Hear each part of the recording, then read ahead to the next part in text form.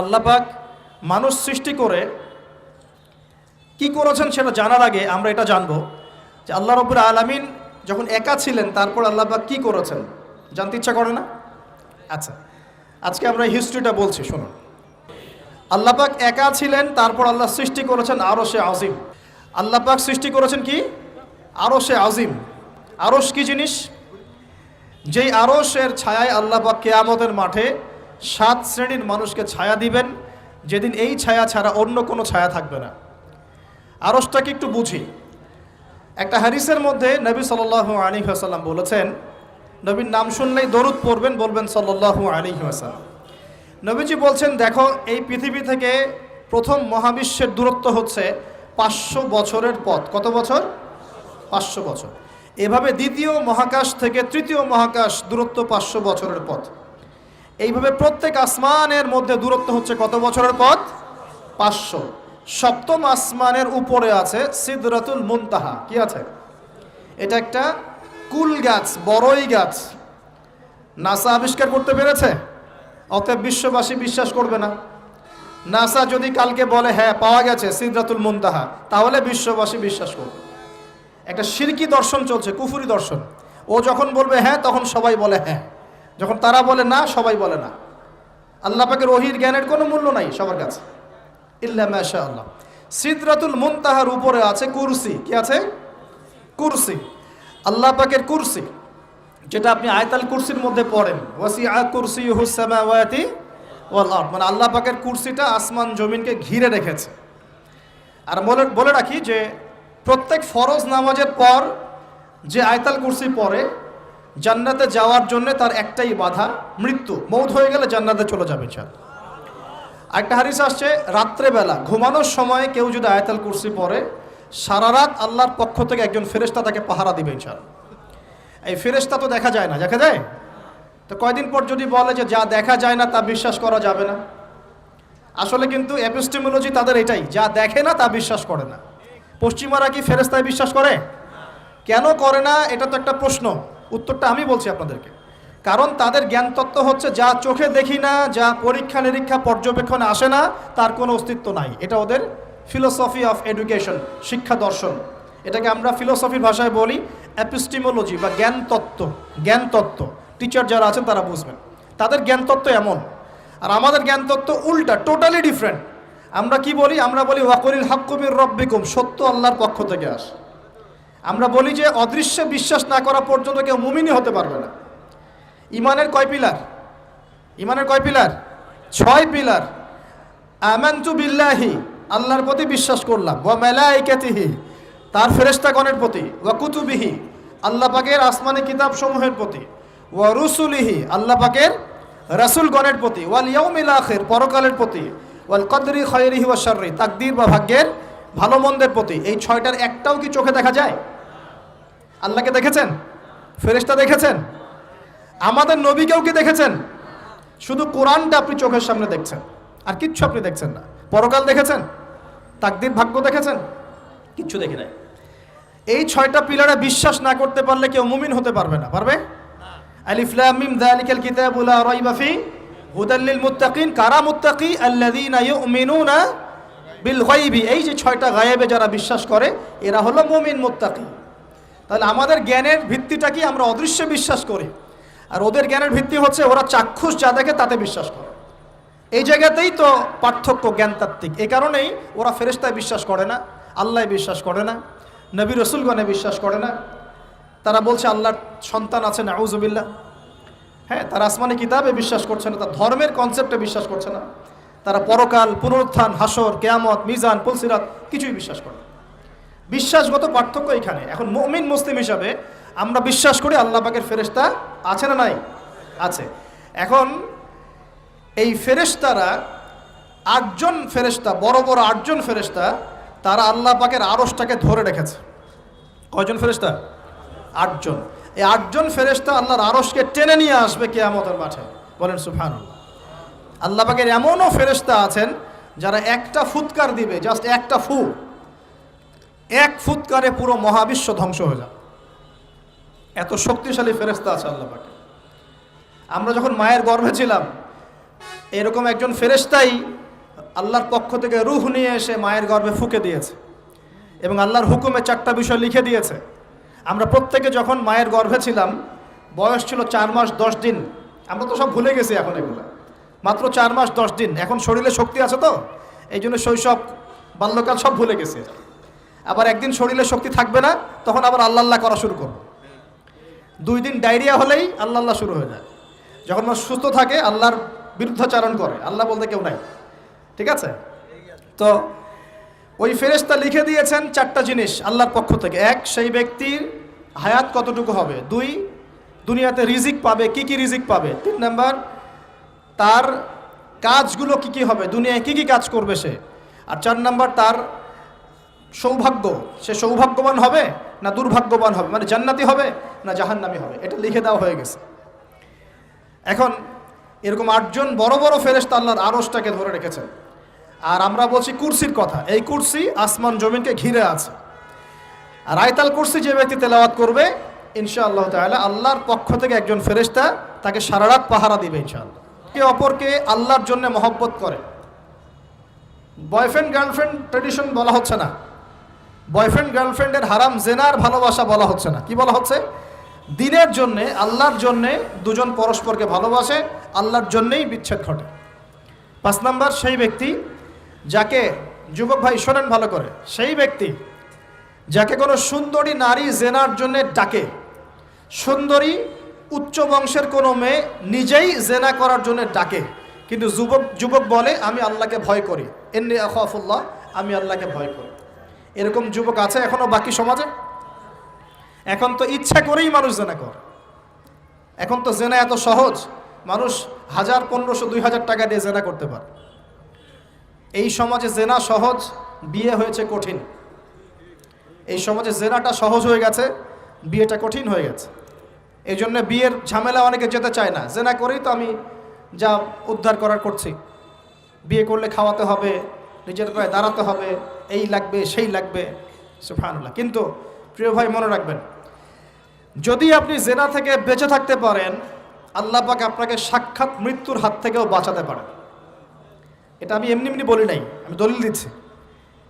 জেনা এমন একটা পাপ, যেই পাপ থেকে যদি কোনো যুবক নিজেকে বাঁচাতে পারে, আল্লাহ পাক তাকে সাক্ষাৎ মৌতের হাত থেকেও বাঁচাতে পারবে ইনশাআল্লাহ। কিভাবে? 3 বন্ধু যাচ্ছে রাস্তা দিয়ে, হঠাৎ করে ঝড়, বন্ধু 3 জন ঢুকে গেল গুহার মধ্যে। কিসের মধ্যে? গুহায়, যে পাহাড়ি এলাকায় আপনারা থাকেন যারা, গুহার মধ্যে। হঠাৎ করে পাহাড়ের পাথর দিয়ে গুহার মুখটা বন্ধ হয়ে গেল। এখন খোলার কোনো অপশন নাই। সবাই বলছে এখন 3 জন, এখন তো আমরা বের হতে পারবো না। সবাই সবার নেক আমলের ওসিলা দিয়ে আল্লাহর কাছে দোয়া করো। কিসের ওসিলা দিয়ে? নেক আমলের ওসিলা দিয়ে দোয়া করতে হয়। যে হাদিস, মৃত মানুষকে ওসিলা করে তার জন্যে নজর মানত জবাই করে দোয়া করতে হয় না, নিজের নেক আমলের ওসিলা দিয়ে আল্লাহর কাছে দোয়া করতে হয়। আল্লাহ পাক এখন দোয়া শুনলেন। একজন বলছে আমি আমার পিতা মাতাকে খুব খেদমত করতাম, তাদেরকে দুধ পান না করে দুধ পান করাতাম না, নিজেও করতাম না, ছেলেদেরকে করাতাম না। আল্লাহ এই কাজটা তোমার ভালো লাগলে আজকে গুহার মুখ থেকে পাথর সরিয়ে দাও। পাথর একটু সরে গেল। পাথর আল্লাহর কথা শোনে কিনা? শোনে না? সবাই আল্লাহর কথা শোনে। আগুন আল্লাহর কথা শোনে কিনা? ইব্রাহিমের জন্য আগুন ঠান্ডা হয়ে যায় নাই? আচ্ছা, তারপরে আরেকজন দোয়া করছে, আল্লাহ আমার এক কর্মচারী ছিল, তার বেতন বাকি ছিল, সে বেতন না নিয়ে চলে গেছে, আমি সেই বেতনটা দিয়ে কিছু গবাদি পশু কিনেছি। আস্তে আস্তে গবাদি পশু বেড়েছে, অনেক দিন পর সে এসেছে টাকা চাওয়ার জন্য। তা আমি বলেছি সবই তোমার, সব নিয়ে চলে যাও। সে বলেছে আপনি কি ফাইজলামি করতেছেন আমার সাথে? আমার টাকা আমাকে দেন। বলছে না, তোমার টাকা দিয়ে আমি এটা কিনেছিলাম, আজকে বংশবৃদ্ধি হয়েছে, সব তোমার, নিয়ে যাও। সে নিয়ে গেল। সে বলছে আল্লাহ এই কাজ যদি তোমার সন্তুষ্টির জন্য করে থাকি, আজকে আমাকে বাঁচাও। পাথর একটু সরে গেল। এবার তৃতীয় ব্যক্তি, এই ছেলে বলছে, যুবক ছেলে, আল্লাহ আমার একজন চাচাতো বোন ছিল। কে ছিল? এই যে বয়ফ্রেন্ড গার্লফ্রেন্ড, খালাতো বোন, চাচাতো বোন, এখন তো বিচ্ছিরি অবস্থা। এখন এমন একটা অবস্থা, পশ্চিমা সভ্যতার রিপোর্টগুলো পড়ে দেখি, ভাইও বোনের সাথে জেনা করে। ওদের ওখানে নিজের আপন পিতার দ্বারাও মেয়ে সেক্সুয়াল হ্যারাসমেন্টের শিকার হয়। ওরা আমাদেরকে শেখায় এখন ভালো কোনটা মন্দ কোনটা, আর আমরাও আমাদের মাথাটা কবে যে বিক্রি করে দিলাম, ওদের কাছ থেকে ভালো মন্দ শিখতে হচ্ছে। কোরআন সুন্নাহ বাদ দিয়ে ওদের কাছ থেকে ভালো মন্দ শিখতে হচ্ছে। তো চাচাতো বোনকে সে খুব ভালোবাসতো, তাকে সে পেতে চাইতো, মানে তার সাথে সেক্সুয়াল সম্পর্ক করতে চাইতো। আমাকে 1000 বা 100 স্বর্ণ মুদ্রা দিতে পারো, দিনার, তাহলে আমি তোমার সাথে সেক্স করব, মানে জেনা করবো, নাউজুবিল্লাহ। তো সেই ছেলে অনেক কষ্ট করে এই টাকাগুলো বা এই দিনারগুলো অর্জন করে, কামাই করে, দিনরাত পরিশ্রম করে, ঠিক আপনারা যেমন করছেন আর কি। তো এরপর সে তার স্বর্ণ মুদ্রা দেয়, দিয়ে বলে যে এখন আমাকে আমার কাজ করতে দাও। তখন সেই মেয়ে রাজি হয়। ঠিক যে মুহূর্তে তারা সেক্সুয়াল সম্পর্কটা করবে, ঠিক ওই মুহূর্তেই এই মেয়ে বলে ওঠে, হে আল্লাহর বান্দা, আল্লাহকে ভয় করো। আমি সারা জীবন আমার সতীত্বকে ধরে রেখেছি, কাউকে দেইনি, আমি কারোর সাথে এরকম অন্যায় করি নাই, আমি খারাপ মেয়ে নই, তুমি আমার ইজ্জতটা নষ্ট করো না। কে বলছে কথা? মেয়ে। ওই অবস্থা থেকে কি একটা ছেলের উঠে আসা সম্ভব? এটা কি এতটাই সহজ? এটা কিন্তু সহজ না। সত্যি কথা বলতে এই বিষয়টা কিন্তু এতটাও সহজ না। যারা অবিবাহিত তারা হয়তো বুঝতে পারবে না, বিবাহিতরা বুঝতে পারছে। তো ওই অবস্থা থেকে সেই টাকাগুলো না নিয়ে সেই স্বর্ণমুদ্রা মেয়েকে দিয়ে ওখান থেকে সেই ছেলে উঠে আসে আল্লাহর ভয়ে। সে এখন গুহার মধ্যে আটকা পড়েছে, আল্লাহকে বলছে, আল্লাহ ওই দিন ওই কাজ যদি তোমার সন্তুষ্টির জন্য করে থাকি, আজকে আমাকে মৃত্যুর হাত থেকে বাঁচাও।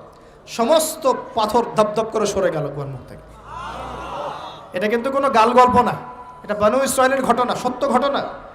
এই হাদিস থেকে আমি আপনাকে দলিল দিচ্ছি যে যদি জেনার মতো পাপ থেকে আমি সরে আসতে পারি, সাক্ষাৎ মৌত থেকে আল্লাহ বাঁচাতে পারে।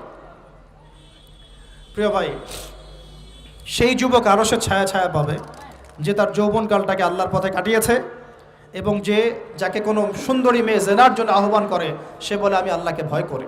আমরা তওবা করি, আমরা কোনো প্রকার জেনার পাপে যাব না ইনশাআল্লাহ। যদি হারাম কোনো সম্পর্ক থেকে থাকে, আজকেই এই নাম্বার ডিলিট করে ফেলতে হবে। আল্লাহ পাক তৌফিক দান করুন। ডিলিট করার আগে আবার ফোন করে বলেন না যে আজকে থেকে আর কথা বলবো না, তাহলে এই কথা আর কোনোদিন শেষ হবে না। একবারই বন্ধ, ডিসকানেক্টেড। কার জন্যে? আল্লাহর জন্যে। এবং এটা করার পরে আল্লাহকে বলতে হবে, আল্লাহ শুধু তোমার ভয়ে এবং তোমার সন্তুষ্টি পাওয়ার জন্যে আমি জেনা থেকে বেরিয়ে আসলাম। আল্লাহ তুমি আমাকে হেদায়েত দাও, ঈমান দাও, আমল দাও, এবং তোমার রাস্তায় আমাকে বেহিসাব রিজিক দাও, এবং নেককার কুমারী, নেককার প্রেমময়ী, তাকওয়াবান, মুত্তাকি একজন স্ত্রী আল্লাহ তুমি আমাকে দান করো। ইনশাআল্লাহ আল্লাহ পাক আপনাকে দান করো। আল্লাহ পাক দান করো। আল্লাহ পাকের জমিন প্রশস্ত, আল্লাহর হাত প্রশস্ত। আল্লাহর হাতকে সংকীর্ণ মনে করবেন না, আল্লাহর জমিনকে সংকীর্ণ মনে করবেন না। আল্লাহ পাক যাকে ইচ্ছা বেহিসাব রিজিক দিতে পারে ইনশাআল্লাহ। আল্লাহ পাক আমাদের সবাইকে বেহিসাব রিজিক দান করুন বলি আমিন। আর সেই ব্যক্তি যে এত গোপনে দান করে, যার বাহাত জানে না ডান হাত কি দান করেছে, যার বাহাত জানে না ডান হাত কি দান করেছে। আমাদের মতো নয় যে 10,000 টাকা দান করলে সবাইকে না জানানো পর্যন্ত ঘুম হচ্ছে না, এমন নয়। দান এমন গোপনে করে যে তার বাহাত জানে না ডান হাত কি দান করছে। আল্লাহ পাক আমাদের সবাইকে গোপনে দান করার তৌফিক দেন। এর মানে এই না যে প্রকাশ্যে দান করা যায় না, প্রকাশ্যেও দান করা যায়। অন্যকে উৎসাহিত করার জন্যে প্রকাশ্যেও দান করা যায়, কিন্তু গোপন দান আল্লাহর কাছে অনেক বেশি পছন্দের। আর 7 নাম্বার সেই ব্যক্তি যে নীরবে নিভৃতে গোপনে আল্লাহর কথা স্মরণ করে কাঁদে এবং তার চোখ দিয়ে অশ্রু প্রবাহিত হয়। এই 7 শ্রেণীর মানুষকে আল্লাহ পাক কিয়ামতের মাঠে আরশের ছায়ায় ছায়া দিবে ইনশাআল্লাহ। আমরা কি পেতে চাই? আল্লাহ পাক এই আরশ সবার আগে সৃষ্টি করেছেন। তারপর কি সৃষ্টি করেছেন? কলম। কি? কলম। কলম সৃষ্টি করে আল্লাহ পাক বলেছেন উকতুব, লিখো। কলম বলছে মাযা আকতুব, আমি কি লিখবো? আল্লাহ বলছেন কিয়ামত পর্যন্ত যা হবে সব লিখো। লাউহে মাহফুজে কলম লেখা শুরু করেছে, কিয়ামত পর্যন্ত যা হবে সব লেখা হয়ে গেছে অলরেডি। অতএব রিজিক নিয়ে আপনার টেনশন করার কোনো দরকার নাই, যা লেখা হয়েছে পাবেন ইনশাআল্লাহ। যদি হালাল পথে চান হালাল পথে পাবেন, হারাম পথে চাইলে হারাম পথে পাবেন। আপনি যা তাকদিরে আছে এর বাইরে আপনি কিছু পাবেন না, যতই চেষ্টা করেন। আল্লাহ পাক আমাদের সবাইকে তাকদির নিয়ে সন্তুষ্ট থাকার তৌফিক দান করুন। এই তো প্রথম বিশ্বযুদ্ধে কত মানুষ মারা গেছে? 3 থেকে 4 কোটি। 3 থেকে 4 কোটি। নবী সাল্লাল্লাহু আলাইহি ওয়াসাল্লাম এবং সাহাবীরা যত যুদ্ধ করেছেন ইসলামের জন্য, সবগুলো যুদ্ধের পরিসংখ্যান মিলালে 10,000 মানুষও মারা যায় নাই। 10,000ও না। আর তোমাদের শুধু প্রথম বিশ্বযুদ্ধেই 3 থেকে 4 কোটি মানুষ মারা গেছে। সেকেন্ড ওয়ার্ল্ড ওয়ারে মারা গেছে 7 থেকে 8 কোটি মানুষ। ভিয়েতনাম যুদ্ধে এরকম প্রায় 4 থেকে 5 লক্ষ, আরও বেশি হতে পারে। চায়নায়, রাশিয়ায়, আপনার ইতালিতে যে বড় বড় রেভলিউশনগুলো হয়েছে, দেখবেন লক্ষ লক্ষ মানুষ মারা গেছে, লক্ষ লক্ষ। এই যে শুরু হয়েছে ইউক্রেন রাশিয়া, এই যুদ্ধ এত তাড়াতাড়ি থামবে না, এই যুদ্ধ এত দ্রুত বন্ধ হবে না, এটা কন্টিনিউয়াসলি চলতে থাকবে। ওদের প্ল্যান ছিল সিরিয়াকে নিয়ে, সিরিয়াকে কেন্দ্র করে তার একটা মালহামা চেয়েছিল, গ্রেট ওয়ার, বিশ্বযুদ্ধ। ওটা হয়নি, আলহামদুলিল্লাহ হয় না, আলহামদুলিল্লাহ হয়নি। এখন নতুন পরিকল্পনা হচ্ছে এই যে ইউক্রেন রাশিয়া ইস্যু নিয়ে সারা ওয়ার্ল্ডে একটা ফেতনা সৃষ্টি করে। অলরেডি তারা ফেতনা সৃষ্টি করেই ফেলেছে। গ্যাসের দাম বেড়ে গেছে, তেলের দাম বেড়ে গেছে, এক্সপোর্ট ইম্পোর্ট কলাপস করছে, অনেক সমস্যা হচ্ছে। এবং এটাকে জিয়ে রাখা হচ্ছে অস্ত্র দিয়ে, প্রযুক্তি দিয়ে, হ্যাঁ, ট্যাঙ্ক দিয়ে, সমরাস্ত্র দিয়ে ওরা জিয়ে রাখছে যুদ্ধটাকে, যে চলুক, কন্টিনিউয়াসলি চলতে থাক। কারণ তাদের উদ্দেশ্য হচ্ছে পুরো বিশ্বে একটা ম্যাসাকার যুদ্ধ লাগানো। এটা আস্তে আস্তে আপনারা বুঝতে পারবেন, আমাকে কিছুই বলতে হবে না, আস্তে আস্তে আপনারা এমনি বুঝতে পারবেন। সারা বিশ্বে একটা গ্রেট ওয়ার হতে পারে, যেটাকে মিলিটারি অ্যাফেয়ার্স যারা বুঝেন তারা বলেন যে নিউক্লিয়ার ওয়ার বা পারমাণবিক যুদ্ধের কথা বলেন। এটা কিন্তু আমাদের দরজায় দাঁড়িয়ে আছে। আমরা দোয়া করি এমনটা না হোক, কিন্তু হতে পারে। আমরা দোয়া করি এমনটা না হোক, কিন্তু হতে পারে। হলে কি হবে সেই চিন্তা আমাদের করতে হবে। তো যারা বলে ইসলাম তরবারির জোরে ছড়িয়েছে, তাদের এইসব কথা বলার কোনো অধিকার নাই, এতে লজ্জা করা উচিত। কারণ শুধু ফার্স্ট ওয়ার্ল্ড ওয়ারেই 3 থেকে 4 কোটি মানুষকে তারা মেরে ফেলেছে। আমরা কি তরবারের জোরে ইসলাম প্রচার করেছি, নাকি আদর্শের জোরে হয়েছে? আদর্শ দেখে, মুসলিমদের চরিত্র দেখে, তাদের চারিত্রিক মাধুর্য দেখে, কোরআন সুন্নাহর প্রামাণ্যতা দেখে লক্ষ লক্ষ মানুষ ইসলাম কবুল করেছে, আলহামদুলিল্লাহ। এখনও করছে, আলহামদুলিল্লাহ। এখন যে সারা বিশ্বে মানুষ মুসলিম হচ্ছে, কোন জায়গায় মুসলিমরা গলার জোরে, তরবারের জোরে ইসলাম প্রচার করছে দেখান দেখি। এখন কি বিশ্বে মানুষ মুসলিম হচ্ছে না? হচ্ছে কি না? পশ্চিমা সভ্যতার মানুষরা মুসলিম হচ্ছে না? এখন কি আমরা যুদ্ধ করছি? তরবারি দিয়ে ওদেরকে ধরে রেখেছি, এই ইসলাম কবুল কর, এটা বলেছে? প্রিয় ভাইরা, যেটা বলতে চাচ্ছিলাম, ফেরেশতারা বলেছেন রক্তপাত ঘটাবে আর ফাসাদ সৃষ্টি করবে। তারা কি সঠিক না ভুল? ফেরেশতারা সঠিক না ভুল? সঠিক। তারা কি গায়েব জানতেন? উত্তর না। তারা কিসের আলোকে বলেছেন? ওই যে বাসিরা, দূরদর্শিতা। জিন জাতি যা করেছে এরা তো তাই করতে পারে। আল্লাহ পাক কি বলছেন? আল্লাহ পাক বলছেন ইন্নী আ'লামু মা লা তা'লামুন, আমি যা জানি তোমরা তা জানো না। মানে আমার অনেক শুকরগুজার বান্দা থাকবে যারা আমার আনুগত্য করবে, আমার বিরুদ্ধাচরণ করবে না। আমরা ওই বান্দাদের অন্তর্ভুক্ত হতে চাই, আল্লাহ পাক কবুল করুন বলি। এটা বলে রাখি যে জান্নাতের 120টা কাতার হবে। কয় কাতার? 120 কাতার। এর মধ্যে 80টা কাতার হবে উম্মতে মুহাম্মাদের মধ্য থেকে, আলহামদুলিল্লাহ। এবার আল্লাহ পাক আদম আলাইহিস সালামকে সৃষ্টি করলেন নিজ হাতে।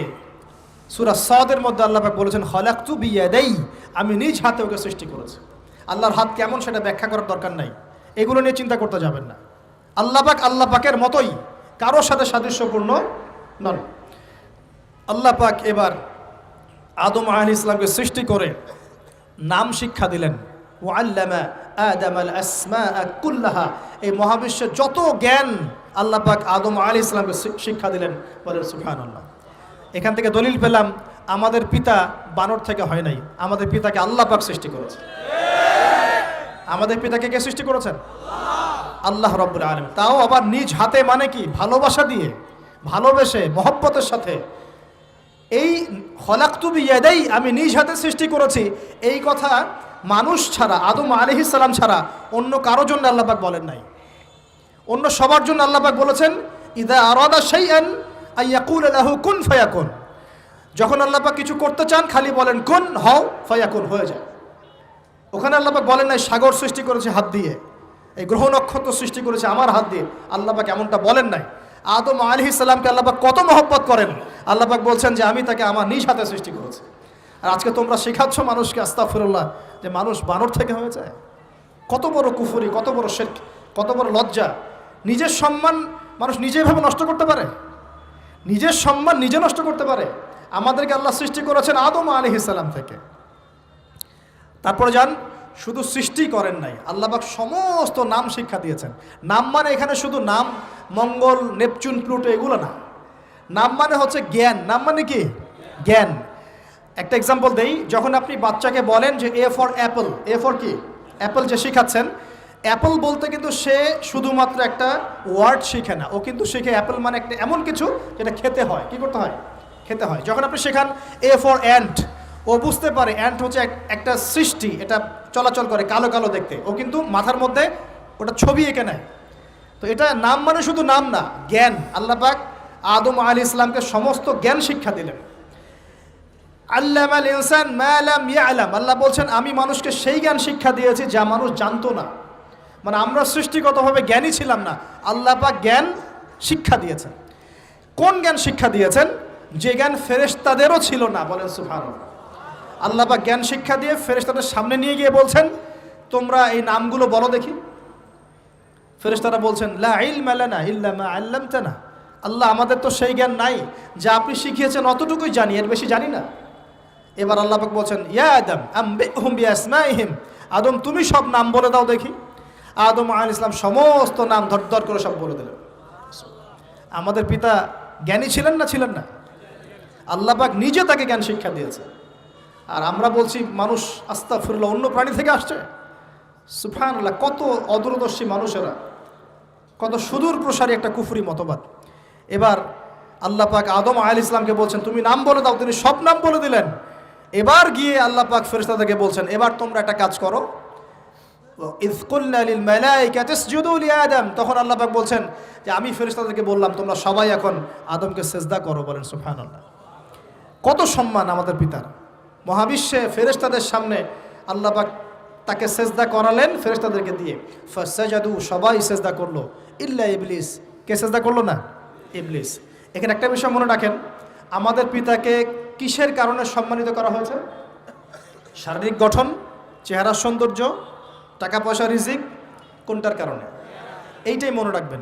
মুসলিম উম্মাহ যদি আজকে সারা বিশ্বের নেতৃত্ব দিতে চায়, সবাইকে জ্ঞানী হতে হবে, জ্ঞানের বিপ্লব ঘটাতে হবে। বলেন সুবহানাল্লাহ, বলেন আমিন। এই জ্ঞানের বিপ্লব ঘটাতে পারলে ইনশাআল্লাহ মুসলিম উম্মাহ আবার সেই জায়গায় যাবে যেখান থেকে আমরা এসেছি। জ্ঞান ছাড়া আমরা কিচ্ছু করতে পারবো না। আর এই জ্ঞান মানে শুধু একমুখী শিক্ষা নয়, জেনারেল শিক্ষা, ইসলামিক শিক্ষা, এই দুইটাকে হারমোনিয়াসলি কম্বাইন্ড করতে হবে, করে এমন জ্ঞান অর্জন করতে হবে যেই জ্ঞান দিয়ে বিশ্বকে আমরা চ্যালেঞ্জ করতে পারি। এটাই এই বিশ্বের সবচেয়ে বড় চ্যালেঞ্জ এখন, মুসলিমদের সবচেয়ে বড় চ্যালেঞ্জ এখন এটাই, ইসলামিক শিক্ষা এবং জেনারেল শিক্ষাকে একত্রিত করে এমন প্রজন্ম তৈরি করা যে প্রজন্ম আগামী দিনে উম্মাকে নেতৃত্ব দেবে ইনশাআল্লাহ। এই একটা কাজ যদি কেউ করে যেতে পারে, আল্লাহ পাক তৌফিক দেখ, আমরা দোয়া করে আল্লাহ পাক এমন নেতা আমাদের উপরে নিয়ে আসুক যারা এরকম প্রজেক্ট লঞ্চ করতে পারে। বলেন আমিন। দোয়া করতে কোনো সমস্যা? অথবা যদি কেউ হাল না ধরে, আল্লাহ পাক যেন এমন কিছু মানুষ তৈরি করে দেন যারা এই জ্ঞানতাত্ত্বিক বিপ্লব নিয়ে কাজ করবে ইনশাআল্লাহ। এটা সবচেয়ে ইম্পর্টেন্ট কাজ এখন, না হলে আজকে থেকে 20-30 বছর পরে এই প্রজন্মকে আপনি আর খুঁজে পাবেন না। দেখবেন এমন প্রজন্ম চলে আসছে যারা বলবে আল্লাহর সাথে আমাদের কোনো সম্পর্ক নাই, নামাজ পড়বে না, রোজা রাখবে না, যাকাত দিবে না, আল্লাহকে চিনবে না। দেখে নিয়েন, আমরা দোয়া করি এমনটা না হোক, কিন্তু যদি আমরা হাল ছেড়ে দিই এখন, এমনটাই হবে সামনে। এটা খিদিরের দৃষ্টিভঙ্গি দিয়ে আপনাদেরকে বললাম, জ্ঞানতাত্ত্বিক রেভলিউশন দরকার। যদি কেউ কোনো উদ্যোগ না গ্রহণ করে, অ্যাটলিস্ট বাসায় পারিবারিকভাবে হলেও আপনাকে শেখাতে হবে সন্তানকে, কোনো অপশন নাই। এবার ফাসাজাদু, সবাই সেজদা করেছে, ইল্লা ইবলিস, ইবলিস করে নাই। কেন করছে না? ইবলিসের সমস্যাটা কি? ইবলিসকে আল্লাহ পাক জিজ্ঞাসা করছেন, আল্লাহ পাক জিজ্ঞাসা করছেন মা মানাআকা আল্লা তাসজুদা ইয আমারতুক, আমি তোমাকে আদেশ করলাম আদমকে সেজদা করতে, কে তোমাকে নিষেধ করলো সেজদা করতে? ইবলিস বলছে, বেশি চালাক, বেশি বোঝে যারা, অতিরিক্ত বুদ্ধিজীবী। ইবলিস ছিল বেশি বুদ্ধিজীবী। ইবলিস ছিল কি? অতিরিক্ত মাত্রার বুদ্ধিজীবী। আছেন আমাদের সমাজে এরকম কিছু মানুষ, ও বলছে খালাকতানি মিন নার, আমাকে সৃষ্টি করেছেন আগুন দিয়ে, আগুন তো সুপিরিয়র মাটির চাইতে।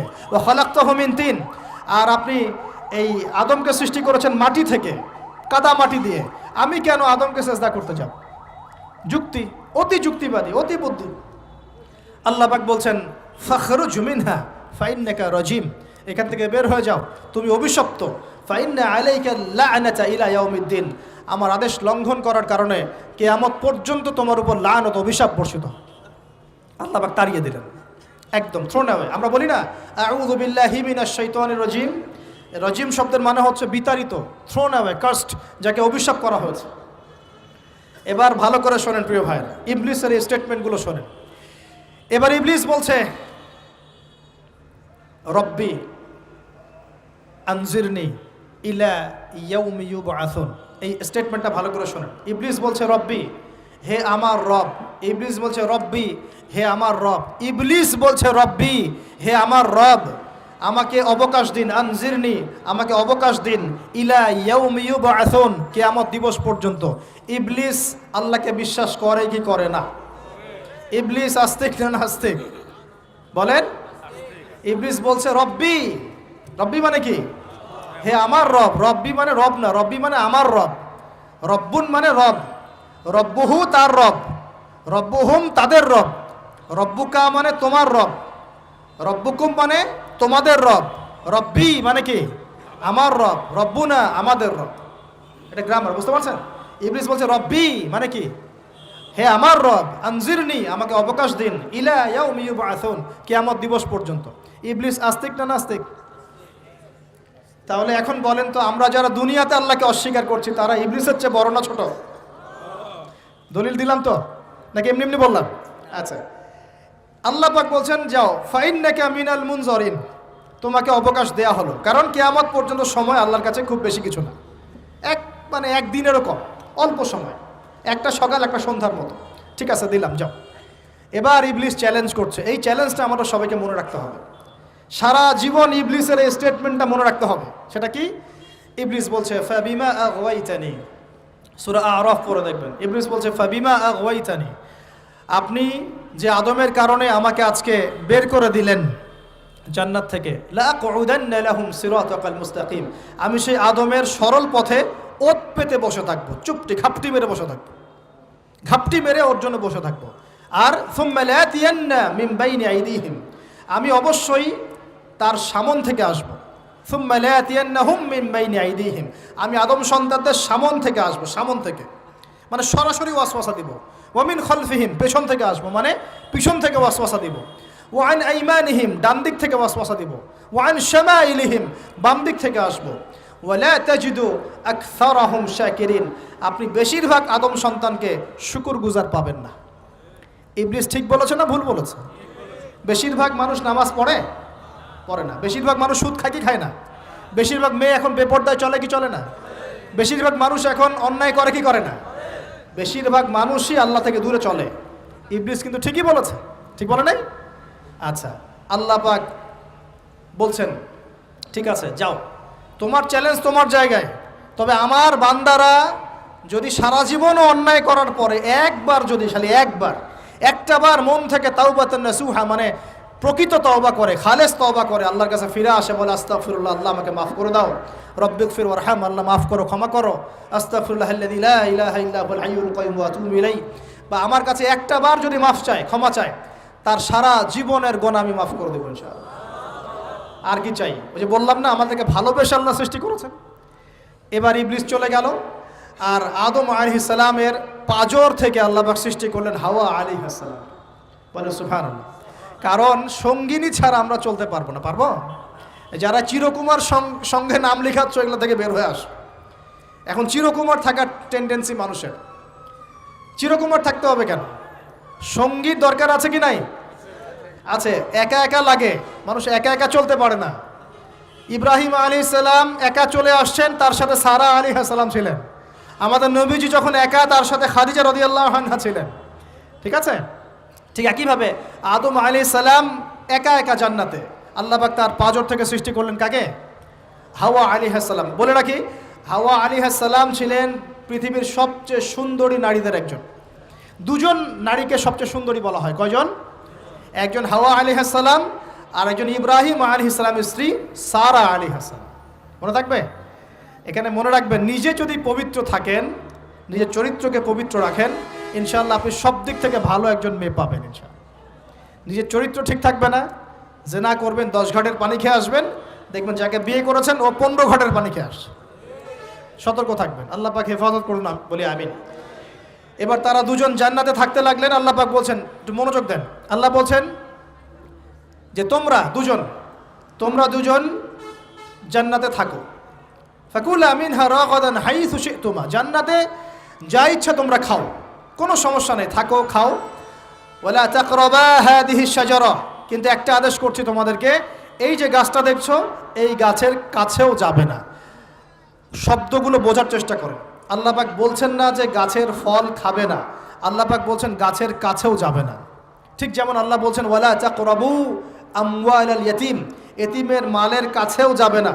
আল্লাহ বলছেন না এতিমের মাল খেও না। আল্লাহ বলছেন ওয়ালা তাকরাবু জিনা, জেনার কাছেও যেও না। আল্লাহ কিন্তু বলছেন না জেনা করো না। ঠিক একই ভাষায় আল্লাহ পাক বলছেন ওয়ালা তাকরাবা হাদিহি শাজারা, তোমরা দুজন এই গাছের কাছেও যাবে না। That's all. আর কোনো সমস্যা নাই, জান্নাতে থাকো। এবার তারা জান্নাতে থাকতে লাগলেন। থাকতে থাকতে এক পর্যায়ে ইবলিস ওয়াসওয়াসা দেওয়া শুরু করলো। কি ওয়াসওয়াসা দিল যে আমাদের পিতা মাতা সেখানে চলে গেলেন? ভাবার বিষয় তো নাকি? কি এমন বললো ইবলিস যে তা আমাদের পিতা মাতা রিসিভড হয়ে গেলেন? এই কথাটা আছে সূরা তহায়। কোন সূরা? সূরা তহা পড়ে দেখবেন। আল্লাহ পাক বলছেন ইবলিস আমাদের পিতাকে বোঝাচ্ছে, বলছে ইয়া আদম, হে আদম, হাল আদুল্লুকা, আমি কি তোমাকে জানিয়ে দিব, আমি কি তোমাকে জানিয়ে দিব, খবর দিব, আলা শাজারাতিল খুলদি ওয়া মুলকিন লা ইয়াবলা, এমন একটা গাছের কথা কি জানিয়ে দিব যেই গাছের কাছে গেলে বা তার ফল খেলে তুমি দুটো জিনিস পাবে, চিরস্থায়িত্ব পাবে, কোনোদিন মরবে না, আর বিশাল ক্ষমতার মালিক হবে। অন্য আয়াতে আসছে যে তোমরা ফেরেশতা হয়ে যাবে। এই দুটো কথা। তাহলে কি প্রলোভন দিল? চিরস্থায়িত্বের প্রলোভন এবং কি অমরত্বের প্রলোভন। অমরত্ব এবং ক্ষমতা। একটু মনোযোগ দেন, এই দুনিয়াতে যারা আল্লাহর পথ থেকে বিচ্যুত হয়ে গেছে বেশিরভাগ এই দুইটার ফাঁদে পড়েছে। হয় ক্ষমতার ফাঁদে, না হলে দুনিয়ার এই যে মোহ, অমরত্ব, দুনিয়ার জীবন নিয়ে পড়ে থাকা, এই দুনিয়ার প্রেমেই মানুষ নিজের পথ হারিয়ে ফেলেছে। এই দুটোই হয়েছে। এক পর্যায়ে পিতা মাতা চলে গেলেন, ফল খেয়ে ফেললেন, যদিও বা ফল খাওয়ার কথাটা কোরআনে নাই, কোরআনে আছে তারা গাছের কাছে চলে গেলেন। কি হলো গাছের কাছে যাওয়ার পরে? ফালাম্মা যাকাশ শাজারা, ফালাম্মা যাকাশ শাজারা, আল্লাহ পাক বলছেন যখন তারা গাছের কাছে চলে গেলেন। ভাই লক্ষ্য করেন, যখন তারা গাছের কাছে চলে গেলেন প্রথম যে ঘটনা ঘটলো, বাদাত লাহুমা সাওআতুহুমা, তাদের যে কাপড় ছিল জান্নাতের কাপড় গায়ে, কাপড়টা ধাপাস করে খুলে পড়ে গেল। এখানে যদি আপনার কাপড়টা খুলে যায় কেমন লাগবে? বা কেউ যদি জোর করে কাপড় আপনার খুলে ফেলে কেমন লাগবে? কেউ যদি 10 জন জোর করে ধরে আপনার কাপড় খুলে দেয় কেমন লাগবে? আপনি নিজের জীবনের চাইতে বেশি কাপড়টা ধরে রাখার দিকে মনোযোগী হবেন না? আমাদের পিতা মাতাকে শয়তান জান্নাতে ফেরেশতাদের সামনে নগ্ন করে দিল, কাপড় খুলে পড়ে গেল। তার মানে জান্নাতে আমাদের পিতা মাতাকে নগ্ন করেছে কে? ইবলিস। তাহলে দুনিয়াতে যারা এখন আমাদের গা থেকে কাপড় খুলতে চায়, বেপর্দায় চলতে চায়, পর্দাকে কুপ্রথা বলে, কুসংস্কার বলে, যারা বলে যে অশ্লীলতার বিপ্লব ঘটুক, পোশাকের কোনো বাধা ধরা নিয়ম না থাকুক, সবাই স্বাধীন, যারা নগ্নতা অশ্লীলতার প্রচার প্রসার চায়, যারা মুসলিমদের গা থেকে কাপড় খুলতে চায়, এরা তাহলে কার হয়ে কাজ করছে এখন? যেই কাজ শয়তান করেছে জান্নাতে ওই কাজই তারা করছে এখন জমিনে। কথা কি প্রমাণ করতে পারলাম? প্রথম দুর্ঘটনা কোনটা? প্রথম দুর্ঘটনা এটা নয় যে তারা আল্লাহর হুকুম আহকাম ত্যাগ করেছেন, আল্লাহকে অস্বীকার করেছেন, কুফরি করেছেন, শিরিক করেছেন, এগুলো হয়নি। প্রথমে সর্বপ্রথম দুর্ঘটনা হয়েছে গা থেকে কাপড় খুলে পড়ে গেছে, তাও জান্নাতে সবার সামনে। এবার আমাদের পিতামাতার কি অবস্থা চিন্তা করেন, লজ্জাস্থান প্রকাশিত হয়ে গেছে। এবার তারা জান্নাতের গাছের পাতা ছিঁড়ে ছিঁড়ে ছিঁড়ে গা এই লজ্জাস্থান ঢাকা শুরু করলেন। এটা সূরা আরাফের মধ্যে আছে। এবার আল্লাহ পাক তাদেরকে বললেন আলাম আকুল লাকুমা, আমি কি তোমাদের দুজনকে বলি নাই, ইন্নাশ শাইতানা লাকুমা আদুউম মুবিন, শয়তান তোমাদের স্পষ্ট শত্রু, আমি কি তোমাদেরকে বলি নাই? এবার আমাদের পিতা মাতা দরদর করে চোখের পানি ফেলে দিয়ে আল্লাহকে বলছেন রব্বানা যালামনা আনফুসানা ওয়া ইল্লাম তাগফির লানা ওয়া তারহামনা লানাকুনান্না মিনাল খাসিরিন। এই দোয়া করার পর আল্লাহ পাক তাদেরকে মাফ করে দিলেন, বলে সুবহানাল্লাহ। কিন্তু জান্নাতে আর থাকা হলো না, জান্নাতে আর থাকা হলো না। আমরা অনেকে মনে করি এই ঘটনার কারণে হয়তো আল্লাহ পাক তাদেরকে নামিয়ে দিয়েছেন, এই কথাও ঠিক না। কেন ঠিক না? কারণ আল্লাহ পাক দুনিয়া সৃষ্টি করেছেন আগে, আর আল্লাহ আগেই মানুষ সৃষ্টি করার আগেই আল্লাহ পাক বলেছেন দুনিয়াতে আমার খলিফা পাঠাবো। তার মানে দুনিয়াতে যে আদম আলাইহিস সালামকে পাঠানো হবে এটা আগে থেকেই লেখা ছিল। এবার নামিয়ে দিচ্ছেন আল্লাহ পাক, কুল নাহবিতু মিনহা জামিআ, তোমরা সবাই এখন নেমে যাও। কে কে নেমে যাও? আদম, হাওয়া, ইবলিস সব নেমে যাও। কোথায় নেমে যাও? দুনিয়াতে নেমে যাও। এই হাদিসটা কি জানেন? হাদিসটা শুনে রাখেন, এটা আখিরুজ জামান বা কিয়ামতের আলামত সংক্রান্ত হাদিসগুলোর মধ্যে পাবেন। আল্লাহর রাসূল সাল্লাল্লাহু আলাইহি ওয়াসাল্লাম বলেছেন, কিয়ামতের আগে আগে আমার উম্মতের মধ্যে, ভালো করে শোনেন, কিয়ামতের আগে আগে আমার উম্মতের মধ্যে একদল মানুষ বের হবে যারা মদ পানকে হালাল মনে করবে। কাকে? মদ পান করাকে হালাল মনে করবে। যারা বাদ্যযন্ত্র, গায়িকা, নায়িকা এগুলো নিয়ে নর্তকী নাচাবে রাতের বেলা, এগুলোকে হালাল মনে করবে। যারা অশ্লীলতা, বেহায়াপনাকে জায়েজ করে নিবে। ঠিক আছে, এরকম কয়েকটা পাপের কথা বলে নবীজি বলছেন একদিন সকালবেলা আল্লাহ পাক তাদেরকে ঘৃণিত বানরে পরিণত করবেন। এটা হবে সামনে, কখন কিভাবে হবে আল্লাহ ভালো জানেন। এবার আমি কনসেপ্টে চলে আসি। এই যে পৃথিবীতে নেমে আসলাম, তাহলে আমরা কোত্থেকে আসছি ভাই? আমরা কি পৃথিবীর অধিবাসী ছিলাম? আমরা জান্নাতে ছিলাম, ওখান থেকে আল্লাহ পাক পাঠিয়েছে। এবার পৃথিবীতে এসে আদম আলাইহিস সালামের যুগে খুব একটা দুর্ঘটনা ঘটে নাই, একটা ঘটেছে। কয়টা? একটা। ভাই হাবিলের কুরবানি কবুল হয়, কাবিলের অন্তর্দাহ হয়, জ্বালা হয়। কেন হাবিলেরটা কবুল হবে, কাবিলের কেন হচ্ছে না? এই হিংসার বশবর্তী হয়ে কাবিল হাবিলকে হত্যা করে ফেলে। হত্যা করে লাশটা দাফন করার পদ্ধতিও তার জানা ছিল না। আল্লাহ কাককে পাঠালেন, কাককে দেখে সে শিখল। প্রথম দুর্ঘটনা হচ্ছে হাবিল কাবিলের দুর্ঘটনা। বলে রাখি, আজকেও নিজের ভাইয়ের বেশে বহু কাবিল মুসলিম সমাজের মধ্যে ঘুরে বেড়ায়। নিজের ভাইয়ের লেবাসে, পোশাকে, সুরতেই বহু কাবিল এখনও কিন্তু মুসলিম সমাজে ঘুরে বেড়ায়। তো আমরা কাবিলদেরকে কাবিলের পরিণতি সম্পর্কে সচেতন করতে চাই। হাবিল বলেছিল, তুমি যদি আমাকে মারতে আসো, আমি তোমাকে মারার জন্য হাত বাড়াবো না। হাবিল জান্নাতে যাবে আর কাবিল জাহান্নামে যাবে। কেন কাবিল জাহান্নামে যাবে? নবীজি বলেছেন, পৃথিবীর প্রথম হত্যাকাণ্ড সংগঠিত করেছে কাবিল। এ কারণে পৃথিবীতে যত খুন হবে, সমস্ত খুনের পাপের একটা অংশ কাবিলের আমল নামায় যোগ করা হবে। বলেন নাউজুবিল্লাহ। একটা কথা মনে রাখবেন, সদকায়ে জারিয়া যেমন আছে, গুনাহে জারিয়াও আছে। একটা মদের দোকান দিয়েছেন, যত মানুষ মদ খাচ্ছে, সমস্ত গোনার একটা অংশ আপনার কাঁধে আসছে। একটা সিনেমা হল করেছেন, মানুষ সারাদিন নেকড়া ছবি দেখে, নগ্ন ছবি দেখে, যত মানুষ এখানে পাপ করবে, সমস্ত পাপের একটা অংশ আপনার কাঁধে যাবে।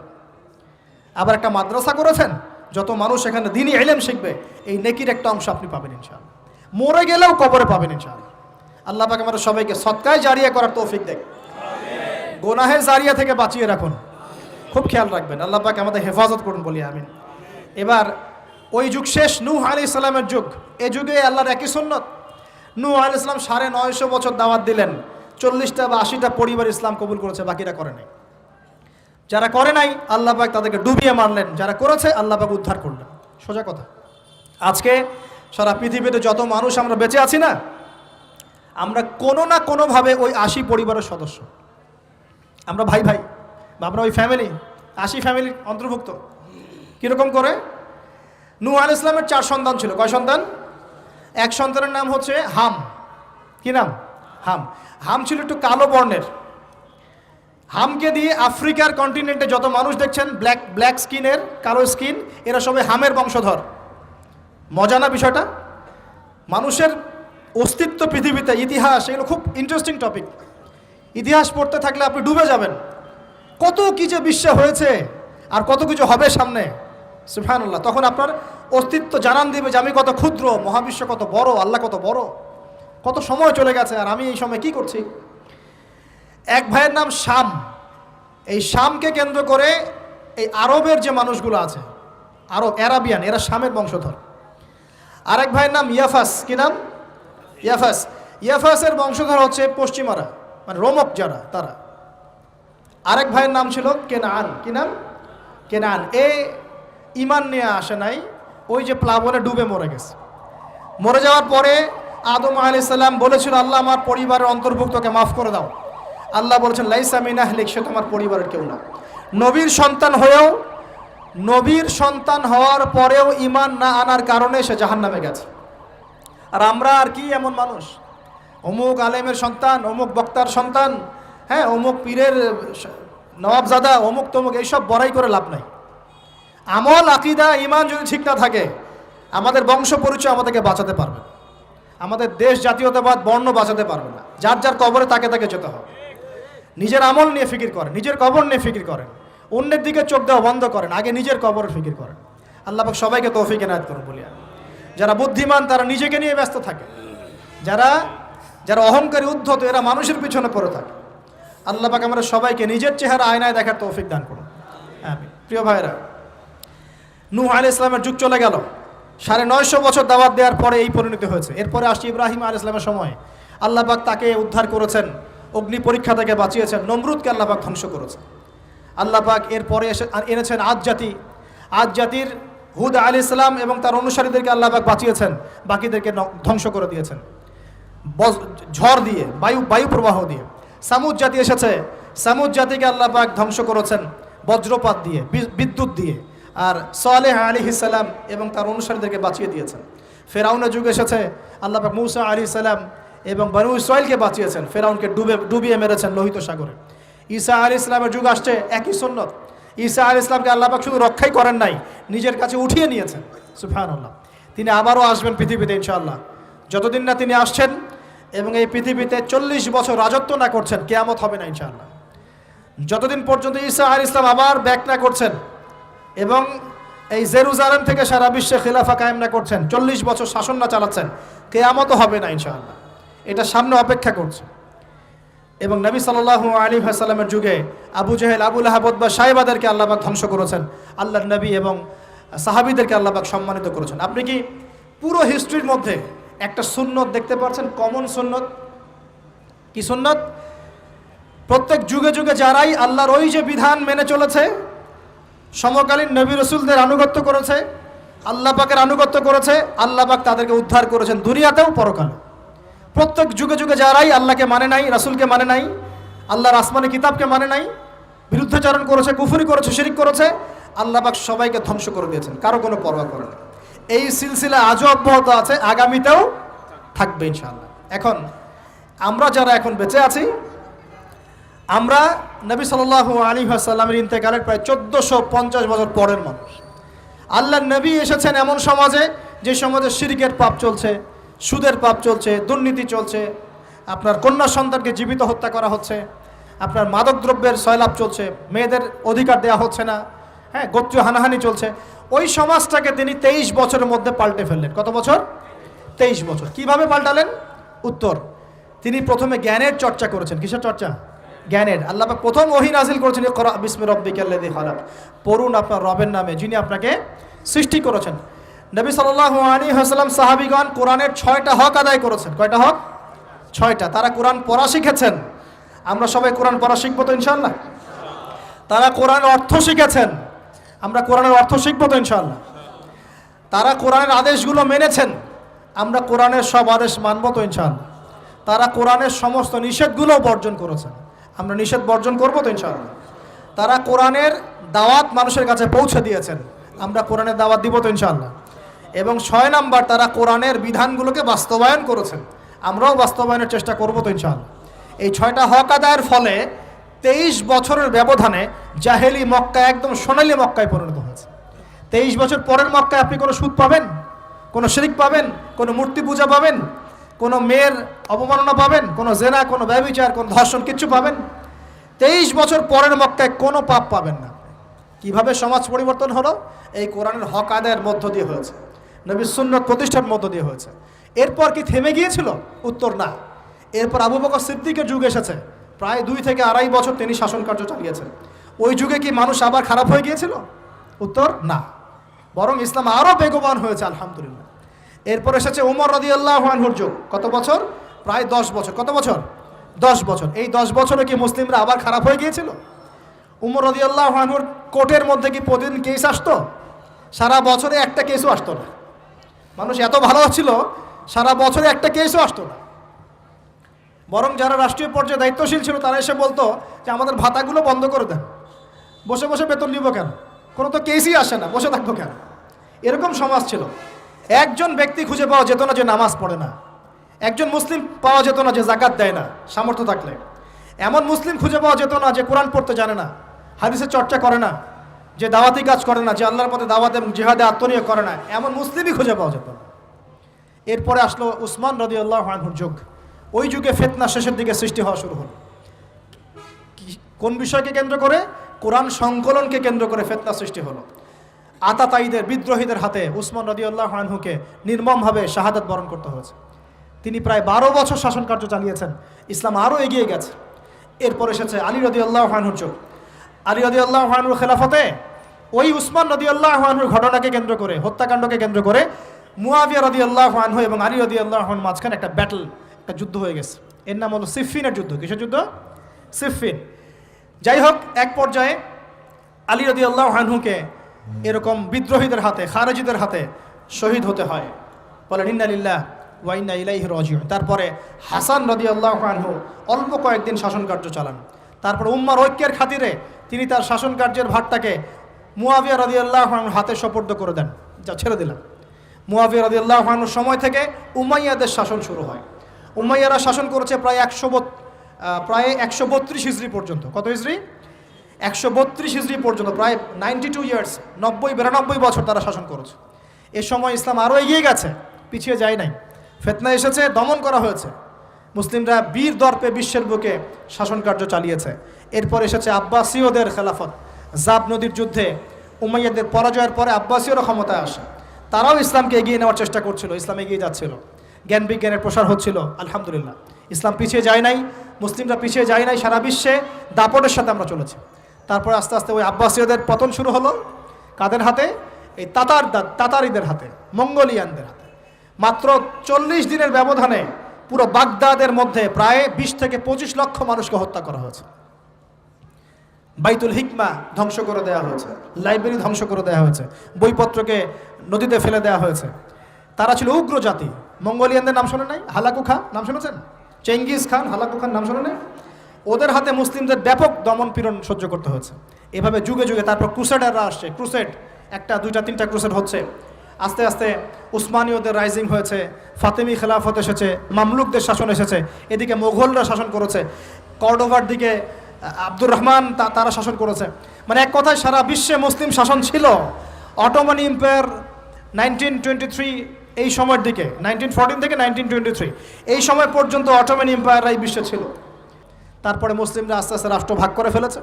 প্রত্যেক রাষ্ট্র টুকরা টুকরা হয়ে গেছে, ইউনিটি নষ্ট হয়ে গেছে, রাষ্ট্রের ভিতরে বিভিন্ন ফাসাদ তৈরি করে দেওয়া হয়েছে, মুসলিমদের ঐক্য ভেঙে গেছে, ইকোনমি দুর্বল হচ্ছে।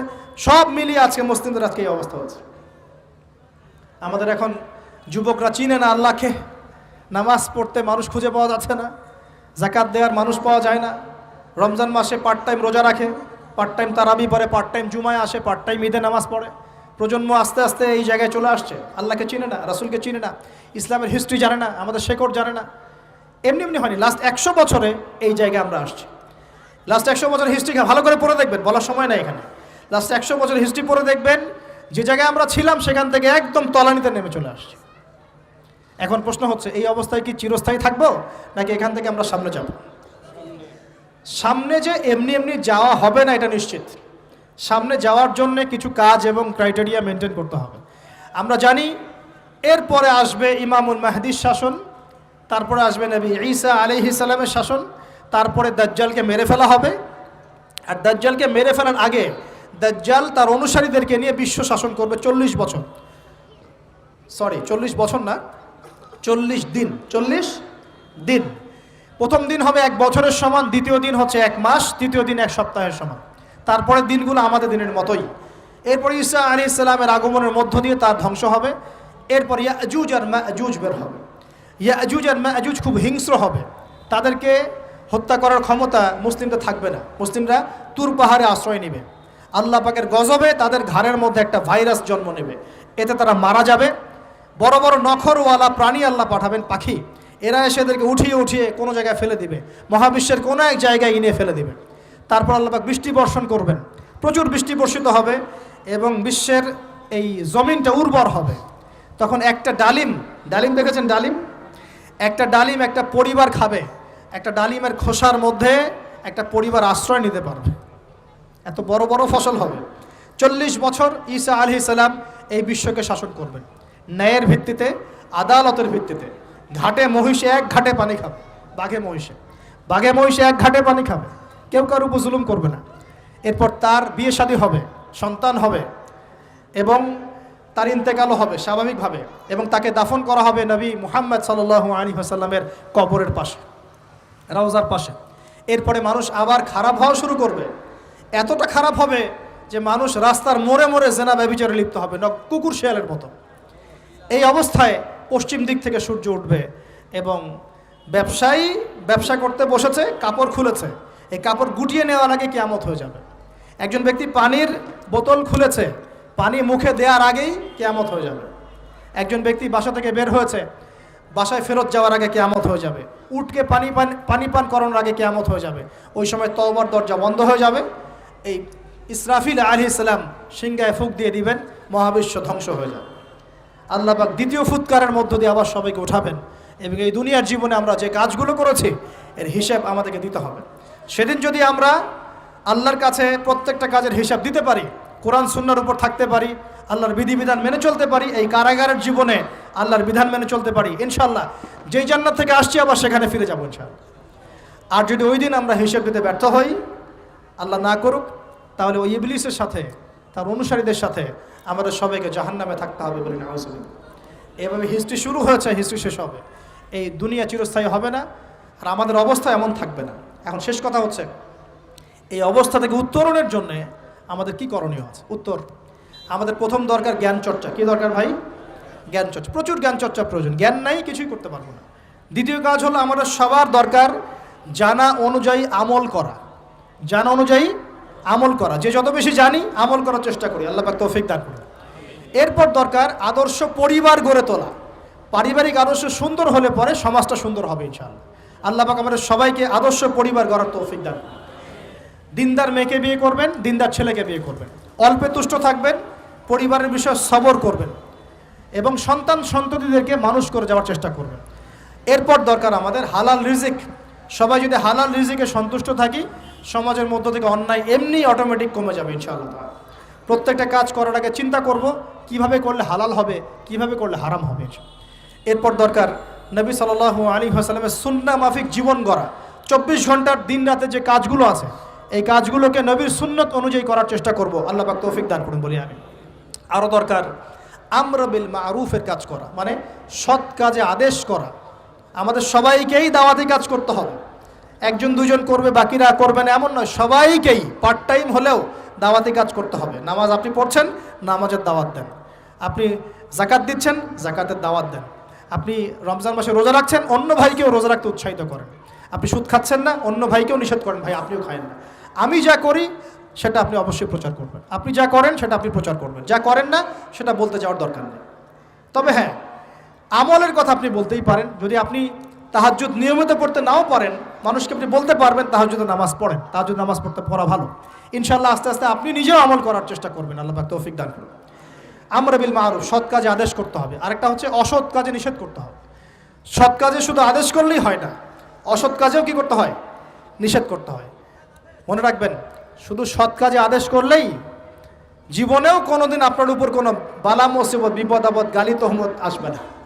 যখন আপনি সৎ কাজে আদেশের সাথে সাথে অসৎ কাজেও নিষেধ করা শুরু করবেন, তখন চতুর্দিক থেকে আপনার উপরে বাধা আসা শুরু হবে।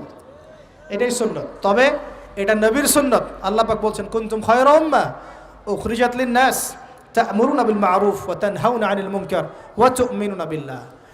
আর আমাদের দায়িত্ব হচ্ছে পরবর্তী প্রজন্মকে মানুষ করে যাওয়া, নিজেদের জান মাল সময় শ্রম দিয়ে আল্লাহর জমিনে আল্লাহর দিনটাকে প্রচার করা, প্রসার করা, প্রতিষ্ঠার চেষ্টা করা এবং চরমপন্থী না হওয়া, আবার গোলালু মার্কা শৈথিলতাবাদীও না হওয়া, মধ্যমপন্থী থাকা, নিজের দায়িত্ব পালন করা, অন্যকে দিনের দিকে ডাকা। আমাদের ঊর্ধ্বতন কর্তৃপক্ষ যারা থাকবে সবার সামনে ইসলামটাকে যুগোপযোগীভাবে সত্য মিথ্যাকে স্পষ্ট করে দিয়ে উপস্থাপন করা।